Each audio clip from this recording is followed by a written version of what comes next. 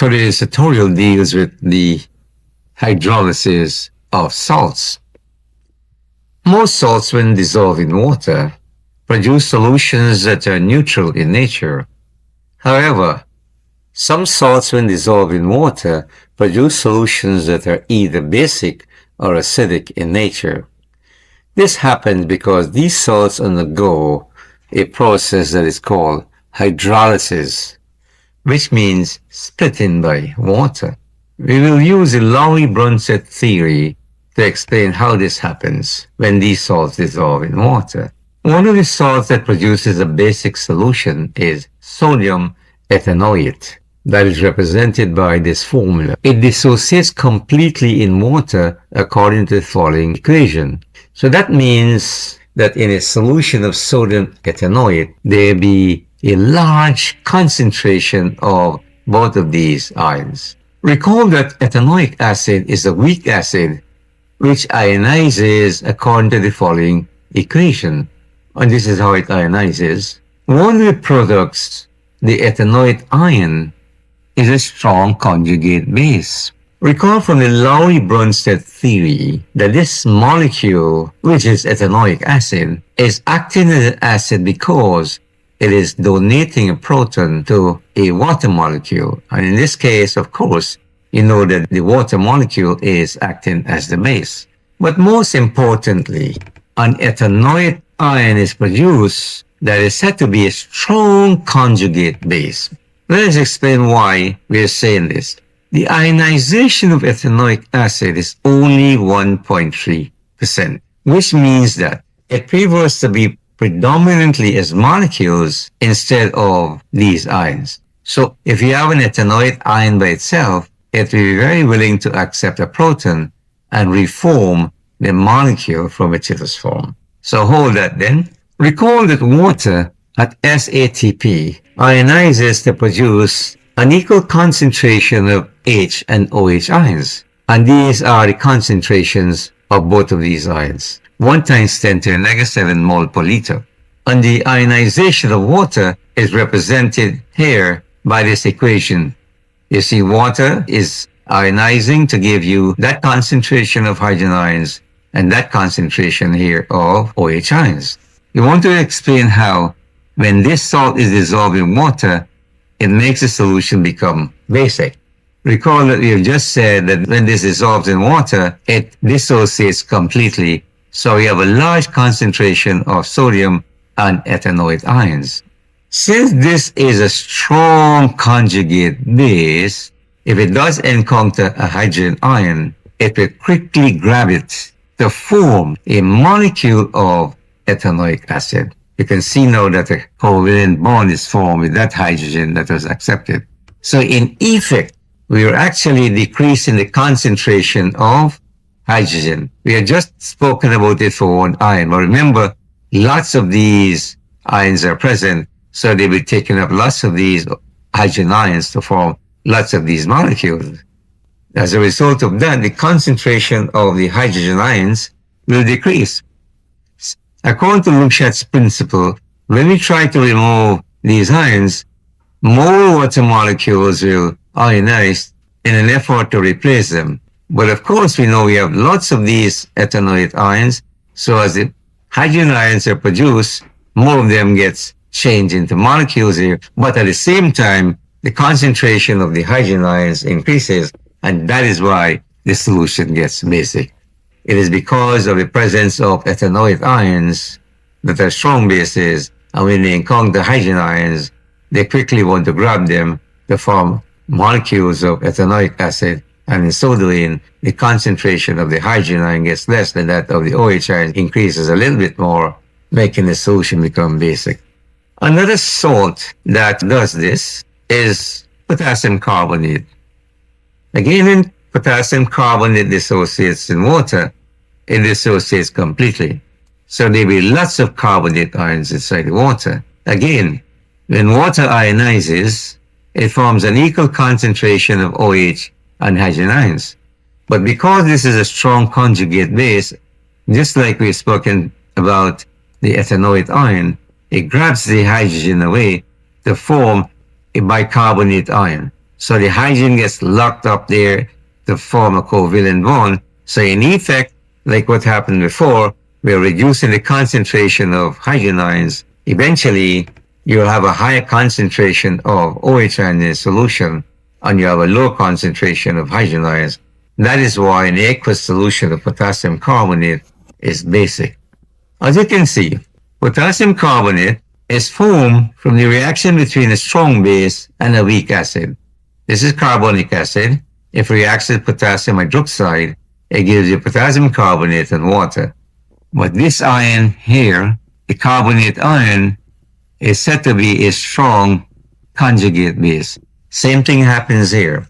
You have a strong base in the form of sodium hydroxide reacting with a weak base in the form of acetic acid or ethanoic acid to form sodium ethanoate. But because of this ethanoate ion that's inside here, which is a strong conjugate base, it makes this solution become basic. So generally speaking then, aqueous solutions of salt that are formed by reaction of weak acids and strong bases are slightly basic. So what does this mean? It means that if equimolar quantities of weak acids and strong bases react, they do neutralize each other, but the resulting solutions remain slightly basic. In other words, if I have a mole of ethanoic acid, it's a monoprotic acid, and I have a mole of sodium hydroxide, it's a monoprotic base, and I mix them together, even though I have a neutralization reaction taking place, the solution remains slightly basic because of the hydrolysis of the salt. So another point to note is that since these cations, so these are formed cations in water, sodium is positively charged in this compound, these are really cations, potassium is positively charged, these are cations, cation there, the other cation here. Since these cations are not acidic in nature, the alkalinity of the solution produced is due primarily to the anions. Conversely, aqueous solutions of salts that are formed by the reaction of strong acids and weak bases are slightly acidic in nature. An example of these is ammonium nitrate. Nitric acid is a very strong acid and is completely ionized in water. That means that this conjugate base that is formed doesn't like to hold on to the hydrogen, but it likes to be free of it. So because of that, we are saying that this is a weak conjugate base, because normally a base is defined as something that accepts hydrogen. And since this is reluctant to hold on to the hydrogen, it is considered to be a weak conjugate base. The salt under consideration is ammonium nitrate. When it is dissolved in water, it dissociates completely to produce nitrate ions and ammonium ions. A different ballgame happens here, however. It is that in water, the ammonium ion is acting as an acid. In so doing, it is giving up a proton to water to form a hydronium ion. And of course, this hydronium ion can always release a hydrogen there. Initially, we had an equal concentration of hydrogen and OH ions. But now, when this is produced, it's now releasing hydrogen ions into the solution, causing the hydrogen ions concentration to go up while depressing the concentration of the OH ions. Ammonium nitrate is formed by the reaction of nitric acid with ammonium hydroxide. And you can see that it is a weak base reacting with a strong acid. So generally speaking, aqueous solutions of salts that are formed by the reaction of strong acids with weak bases are slightly acidic. So what will happen if you have 1 mole of this base reacting with 1 mole of that acid? Complete neutralization will happen, but because of this ammonium ion that is produced, it will break up to release hydrogen ions to the solution, making it slightly acidic. If equimolar quantities of strong acids and weak bases react, they don't neutralize each other, but the resulting solutions remain slightly acidic. Since the anions of these types of salts are not basic, the acidity of the solutions produced is due primarily to their cations. So this is the anion produced, and this is the cation. This is not basic in nature because a weak conjugate base, it will not absorb hydrogen from water to leave an excess of OH. And therefore, the acidity is due to the cation there. What about salts that are formed between weak bases and weak acids? Do they also undergo hydrolysis? We will take the salt ammonium acetate to answer this question. Ammonium acetate has ammonium ions as its cation and ethanoic ions as its anion. When it dissociates in water, it produces, of course, the ammonium ion and the ethanoic ion. Recall that water autoionizes to produce an equal concentration of H and OH ions. So two things will be happening now. One, like we just explained, the ammonium ions will be acted as an acid, producing protons that are accepted by water to form hydronium ions. So on one hand, ammonium ions are making the solution become acidic by producing hydrogen ions, and the ethanoic ions are accepting hydrogen ions from the water to form ethanoic acid. In this form, the hydrogen ions are locked away in the form of molecules. So ammonium ions are making the solution become acidic by producing hydrogen ions, and the ethanoic ions are making the solution become basic by reducing the concentration of hydrogen ions. Question is, will this solution become acidic or basic? To determine that, we have to look for the Kb of this base. It is found to be 5.6 times 10 to the negative 10, and the Ka for ammonium ions is 5.8 times 10 to the negative 10. You can see this one is slightly bigger than this one here, but they are approximately equal with a few extra hydrogen ions in the solution. What would have happened if we used ammonium carbonate instead of ammonium acetate? In this case, we will be having carbonate ions as our conjugate base, and the carbonate ions would have been locking away the hydrogen ions from solution in the form of hydrogen carbonate ions. And of course, the ammonia will be doing the same thing as it is doing here. To know if such a solution would have been acidic or basic, we look for the Kb for the carbonate ion. In this case, the Kb, the base dissociation constant for carbonate ion, is 2.1 times 10 to the negative 4.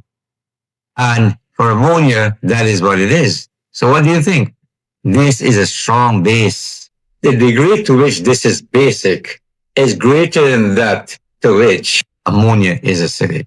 What this means is that the carbonate ions will be removing a greater concentration of the hydrogen ion from the solution, more than the amount of hydrogen that would have been released by the ammonium ions into the solution. So we could simply say that this solution will be what? Slightly basic.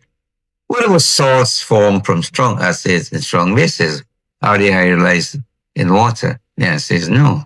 So strong acid, strong base, strong acid, strong base. That is salt there. The salt has a cation here, and that's the anion. That's a very weak conjugate base. That's a very weak conjugate acid. Both of these are extremely small. No hydrolysis will happen.